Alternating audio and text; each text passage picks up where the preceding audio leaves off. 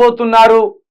మరోవైపు తెలంగాణ దేశంలోనే మెడికల్ కాలేజీల పరంగా చరిత్ర సృష్టించబోతుంది. ఇక నీరు కావచ్చు, తాగునీరు కావచ్చు, వ్యవసాయ నీరు కావచ్చు, లేకపోతే విద్యుత్ విషయంలో కావచ్చు, ఈ విషయాల్లో తెలంగాణ దేశంలోనే మొదటి స్థానంలో నిలవబోతుంది అన్న తరుణంలో అనుకోని దెబ్బ తగిలి తెలంగాణ మళ్ళీ వెనక్కొచ్చే ప్రమాదం ఏర్పడింది. ప్రాంతీయ నాయకత్వం కాలంలో ప్రాంతీయ నాయకుల పరిపాలనలో తెలంగాణ దేశంలోనే అత్యున్నతమైన స్థితికి చేరుకునే ఈ క్రమంలో ఊహించని విధంగా ప్రజలు కొంత అయోమయానికి గురై ముందుకు పోతున్న తెలంగాణను వెనుకబడేసేలా వారికి వారే కొంత అయోమయానికి గురైన పరిస్థితి కనబడ్డది. అయితే ఇప్పుడు తెలంగాణ మరో పెద్ద ప్రమాదాన్ని ఎదుర్కోబోతుంది. ఆ ప్రమాదం ఏంటంటే తెలంగాణ లేకపోతే హైదరాబాద్ ఇదే మన రాజధాని రెండో రాజధానిగా ఏర్పాటు చేయబోతున్నట్టు, లేకపోతే రెండో హైదరాబాద్గా ఏర్పాటు చేస్తే ప్రమాదం లేదు, కానీ కేంద్ర పాలిత ప్రాంతంగా హైదరాబాద్ని ఏర్పాటు చేయబోతున్నట్టు నిన్నటి నుండి ఒక హాట్ టాపిక్ అయితే రాజకీయాల్లో వినిపిస్తున్నది. హైదరాబాద్ రాజధానిని తెలంగాణకు సంబంధించి గుండెకాయ లాంటి హైదరాబాద్ని కేంద్ర పాలిత ప్రాంతంగా చేయబోతున్నట్టు బీజేపీ కుట్ర పన్నుతున్నదనే విషయాన్ని మేధావి వర్గం కావచ్చు, రాజకీయ నాయకులు కావచ్చు ప్రస్తుతం రాష్ట్ర రాజకీయాల్లో అత్యంత ప్రధానమైన టాపిక్ గా నడుస్తున్నది. ఇదే గనుక జరిగితే మనకు తెలంగాణ వచ్చి వృధా, తెలంగాణ కోసం మనం 1300 మంది బలిదానాలు చేయడం వృధా, తెలంగాణ రాష్ట్రమే వృధా అయిపోయే పరిస్థితి ఉంది. ఎందుకంటే భారతదేశానికి ఢిల్లీ ఎంతటి ప్రధానమైన నగరంగా ఉన్నదో, ఢిల్లీ తర్వాత అత్యంత ప్రధానమైన నగరం హైదరాబాదే. అది తెలంగాణ స్టేట్ కు గుండెకాయ లాంటిది. ఇంతటి అద్భుతమైన హైదరాబాద్ని కేంద్రం తన స్వాధీనంలోకి తీసుకొని ఈ సంపదను కొల్లగొట్టాలని, ఇక్కడున్న వనరులను కొల్లగొట్టాలని చూస్తున్నది. దయచేసి ప్రజలారా, ఈ ప్రమాదం రాకుండా అడ్డుకోవాలంటే, ఈ ప్రమాదాన్ని ఆదిలోనే తుంచేయాలంటే మనమంతా మళ్ళా లోకల్ నాయకత్వంని బలపరచాలి. తెలంగాణ ప్రాంతం కోసం ఎవరైతే కొట్లాడుతున్నారో, తెలంగాణ ప్రాంతం కోసం ఎవరైతే స్థిరంగా నిలబడుతున్నారో, తెలంగాణ ప్రాంతం కోసం ఎవరైతే చిలక ప్రవీణ్ లాంటి గొంతులు వినిపిస్తున్నారో వాళ్ళని బలపరుచుకోవాల్సిన అవసరం ఉన్నది, వాళ్ళను నిలబెట్టుకోవాల్సిన అవసరం ఉన్నది. కాబట్టి హైదరాబాద్ కేంద్ర పాలిత ప్రాంతంగా కాకూడదంటే ఖచ్చితంగా లోకల్ లీడర్స్నే మీరు గట్టిగా సమర్థించాలి. లోకల్ లీడర్స్కే మీరు వెన్నుదన్నుగా ఉండాలి. తెలంగాణకు పొంచి వస్తున్న ప్రమాదాన్ని ఆదిలోనే తుంచేసి ఆదిలోనే దాన్ని తరిమి కొట్టాలి. మోడీ అమిత్ షాల కుట్రలను కావచ్చు, లేకపోతే రాహుల్ గాంధీ సోనియా గాంధీల కుట్రలను కావచ్చు, వీటిని ఆదిలోనే తరిమేయవలసిన అవసరం ఉన్నదని మరొకసారి చెప్తున్నాం. ఎందుకంటే సెక్షన్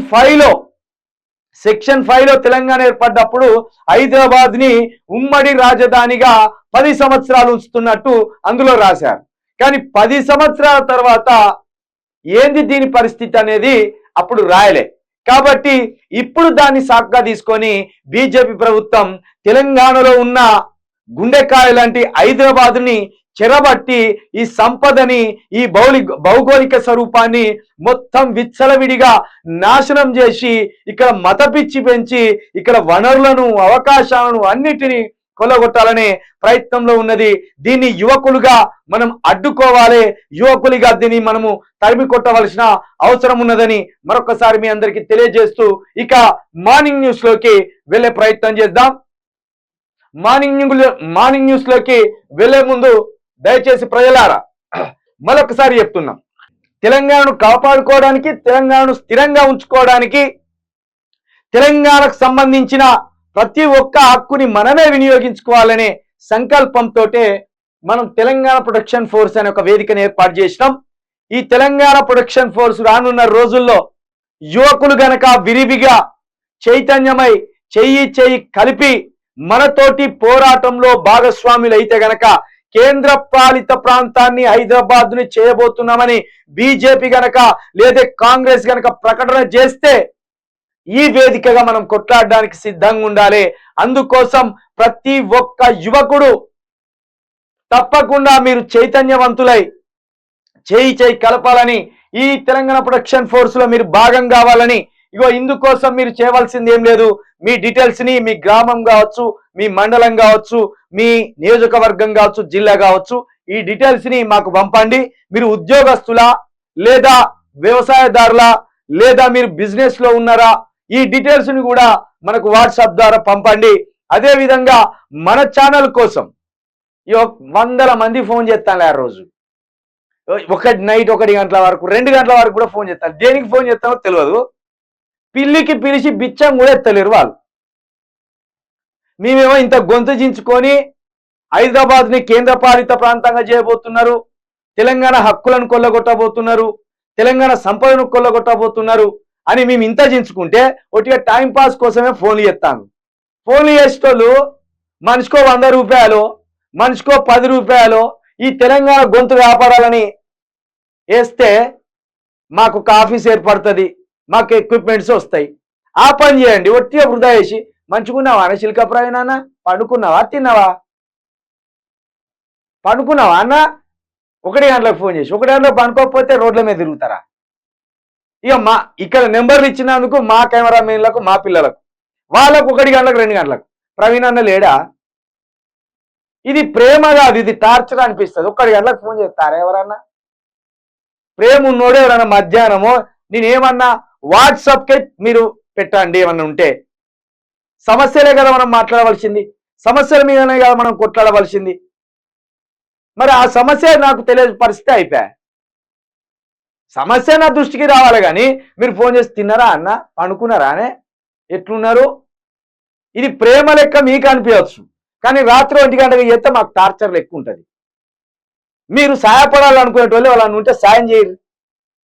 ఇన్ని సంవత్సరాలుగా మొత్తుకుంటున్నాం, సాయం చేయరు. మీ బలం మాకు బలం కావాలి, అంతేగాని మీ బలం వల్ల మాకు టార్చర్ అయితే ఎట్లా? కాబట్టి తెలంగాణ ప్రొటెక్షన్ ఫోర్స్ లో చేరాలనుకునేవారు వాట్సాప్ కు మాత్రం డీటెయిల్స్ పెట్టండి. సాయం చేయాలనుకునేవారు ఇదే విధంగా ఇక్కడ గూగుల్ పే నెంబర్ ఇచ్చినాం, ఫోన్ పే నెంబర్ ఇచ్చాం, దానికి సాయం చేయండి. అదే విధంగా సమస్యలను దృష్టికి చేర్చాలనుకునేవారు కూడా ఓన్లీ వాట్సాప్ చేయాలని మరొకసారి మీ అందరినీ విజ్ఞప్తి చేస్తున్నాం. ఇక